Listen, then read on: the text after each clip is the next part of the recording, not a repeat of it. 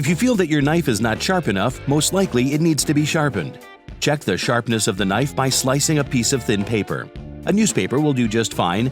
If the knife does a bad job at this, it's time for sharpening. Use the angle guide with a 30-degree angle with a coarse rod, and after that, use the 35-degree angle guide with a fine rod. This way, by increasing the sharpening angle and using the finer rod, you will improve the quality of the sharpening and make it last longer. If you want your knife to stay sharp longer, first use a 35-degree angle guide with a coarse rod and then move on to a 40-degree angle guide with a fine rod.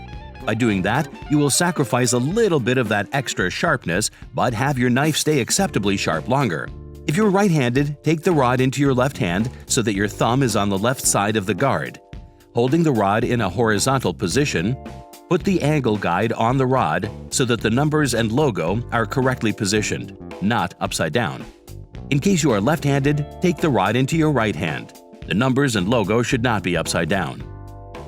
Place the blade of the knife into the angle guide so that the cutting edge is touching the surface of the rod and the spine rests against the upper part of the cutout.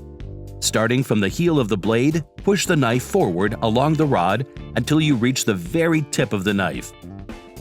While sliding the knife on the rod, hold it at a 120 to 140 degree angle to the rod. This will make the sliding easier, especially when your rod is brand new and the surface is very rough.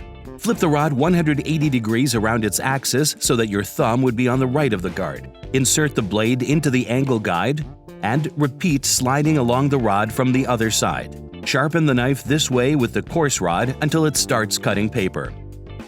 Using a fine rod and an angle guide with a larger angle, you get rid of rough scratches on the cutting edge left by a coarse rod. This improves the quality and long-lasting effect of the sharpening. When using a fine rod, you should apply little pressure and decrease it gradually to a minimum towards the end of sharpening. Check the quality of sharpening by cutting a piece of thin paper. The slicing now should be quiet and very smooth.